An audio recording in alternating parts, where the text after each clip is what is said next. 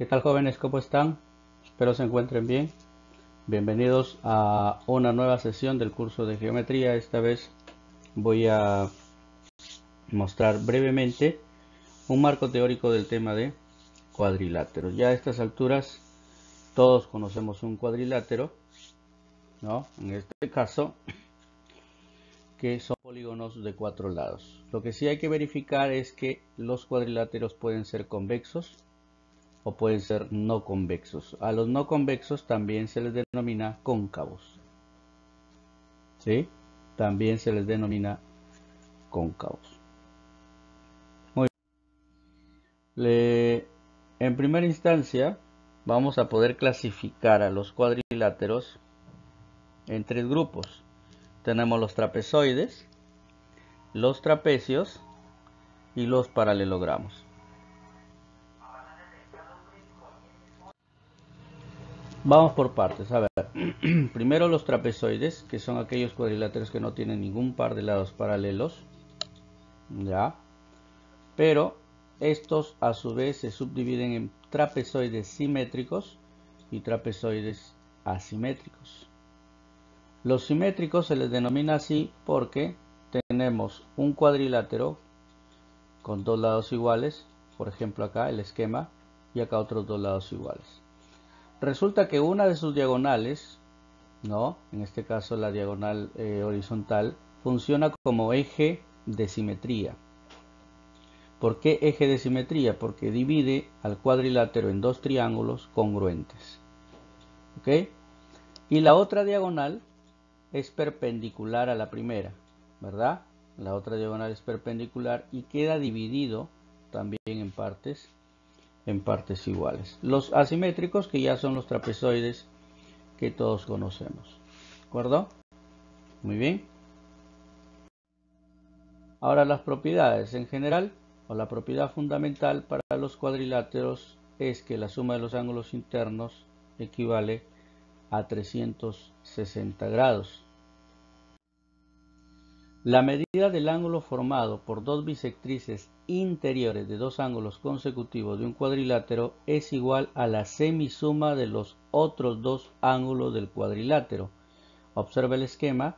Tengo aquí dos bisectrices interiores, ¿no?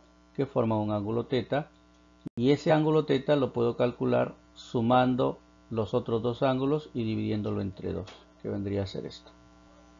¿Ya? Θ, z más w sobre 2. Otra propiedad, la medida del ángulo formado por dos bisectrices exteriores sería aquí, ¿no? De dos ángulos consecutivos de un cuadrilátero es igual a la semisuma de los dos ángulos adyacentes ubicados en la parte interna, pues, ¿no? Del cuadrilátero. Por ejemplo, acá yo tengo dos bisectrices exteriores, que forman un ángulo θ. Este ángulo sería igual a la semisuma de z y omega. ¿Ya? Ahí nomás los adyacentes de los vértices de donde usted trazó las bisectrices me va a dar el ángulo θ, la semisuma de ambos. La medida del menor ángulo formado por dos bisectrices interiores de dos ángulos opuestos de un cuadrilátero es igual a la semidiferencia de los otros dos ángulos. Aquí tenemos la bisectriz interior que divide este vértice en XX y su vértice opuesto, su bisectriz interior, que divide en Y y Y. θ entonces vendría a ser la semidiferencia, Z menos W sobre 2. Eso me va a dar el ángulo θ, en el caso de los cuadriláteros. Algunas propiedades, más que todo las propiedades fundamentales. ¿Ya existen otras propiedades? Sí. Por ahora vamos viendo estas 4, ¿de acuerdo? Ahora, los trapecios. Es un cuadrilátero que tiene dos lados paralelos, denominados bases, y los otros dos lados no son paralelos. ¿Ya? La distancia entre sus bases se denomina altura y el segmento que une los puntos medios de los lados no paralelos se denomina mediana.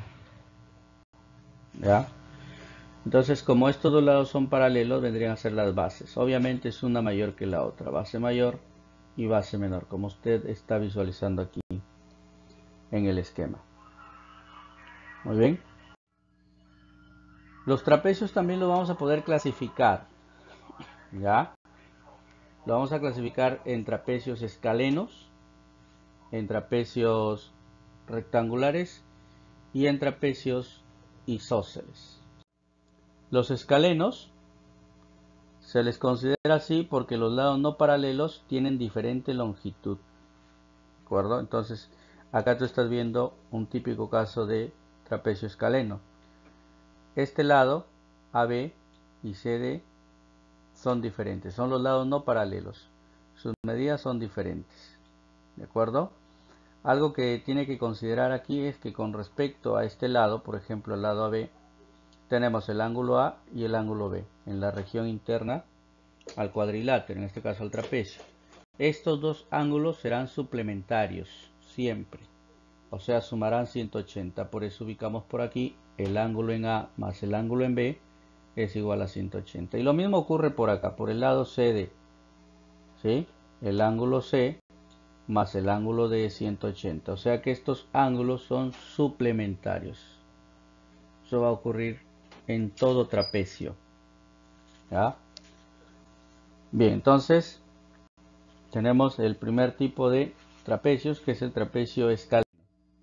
Ahora el trapecio rectángulo se le denomina así si uno de los lados no paralelos es perpendicular a las bases. Por ejemplo, acá tenemos este lado AB y CD, que son los no paralelos, pero este lado AB es perpendicular a las bases, ¿no? Formando en B 90 grados y formando en A 90 grados.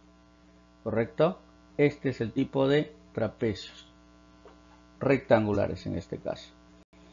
Y la misma historia, ¿no? Que en la anterior que mencionaba, el ángulo en C con el ángulo en D suman 180, son suplementarios. Profe, y el ángulo en A y B también, pues ya aquí tenemos 90 en B y 90 en A, que sumarían 180 grados. El tercer tipo de trapecio, que son los trapecios isósceles, ¿ya? Son aquellos que los lados no paralelos, ¿no? Por ejemplo, AB y CD son congruentes o tienen la misma medida. Un detalle aquí en el trapecio isósceles, que cuando usted trace sus diagonales, ya, sus diagonales tienen la misma longitud, ¿de acuerdo?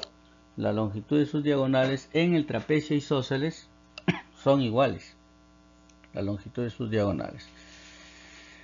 ¿Qué otra característica hay en los trapecios isósceles?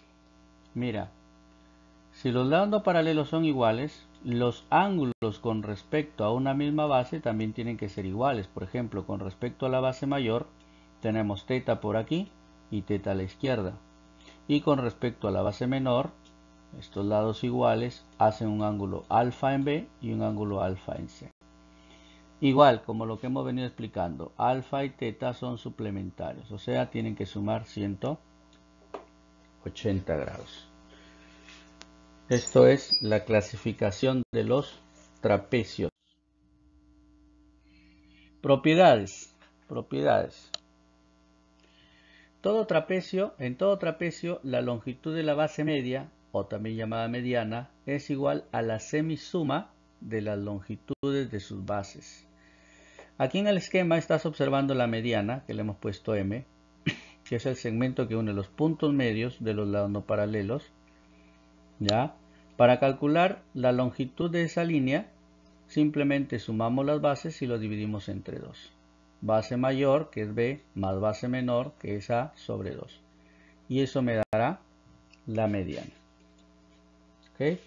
O base media, la longitud de esa línea. Siguiente propiedad.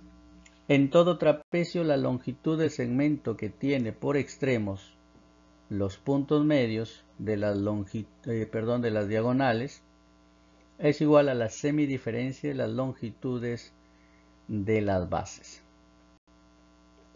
Supongamos que aquí en el esquema P es la mitad de la diagonal AC y Q es la mitad de la diagonal BD. Entonces la longitud de este segmento, ¿no? PQ, que le hemos puesto N, será B menos A sobre 2, que es esta fórmula. B menos A sobre 2, base mayor menos la base menor sobre 2. Existen otras propiedades en los trapecios, como lo mencioné al inicio. Ya existen otras propiedades que a medida que vayamos resolviendo los ejercicios en clase los vamos a ir agregando. ¿De acuerdo? Muy bien. Ahora tenemos el tercer grupo de cuadriláteros, que son los paralelogramos, ¿no? Son aquellos cuadriláteros que tienen sus lados opuestos respectivamente paralelos. Algunos lo denotan o lo definen como cuadriláteros con lados paralelos 2 a 2, que se refiere a que los dos lados opuestos son paralelos. ¿Sí? Te estoy ubicando acá dos pequeños esquemas de paralelogramos. Ya, por ejemplo, acá a la izquierda. Y una característica, a ver, dice lados opuestos iguales. Aparte de ser paralelos, estos lados, por ejemplo, tienen la misma longitud. ¿Ya? Son iguales. Igual, por acá, en B, aparte de ser paralelos, los lados horizontales tienen la misma longitud, por eso hemos ubicado B y B. Los ángulos opuestos también son iguales.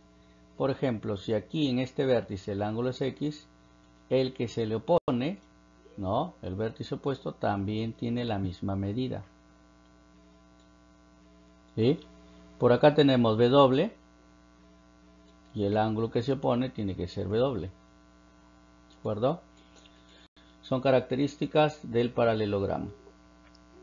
Por acá tenemos en la derecha, las diagonales intersectan en su punto medio, ¿no? En cualquier paralelogramo, cuando usted trace las diagonales, se van a intersectar en su punto medio. Aquí estoy ubicando M y M arriba, y por acá lo dividen N y N, las longitudes. ¿Qué más dice por aquí? Centro del paralelogramo. Justamente este punto de intersección que le hemos puesto, este punto de intersección de las diagonales, se le va a denominar el centro del paralelogramo. ¿No? Algunos le denominan el centro de gravedad del paralelogramo. ¿Ya? No lo olvides. Ahora, los paralelogramos también los vamos a poder clasificar. ¿Ya? Me estaba olvidando de algo. Aquí estos ángulos X y omega son suplementarios, suman 180. ¿Ya? X con omega suman 180 también. ¿De acuerdo? Listo. Ahora sí vayamos a la clasificación.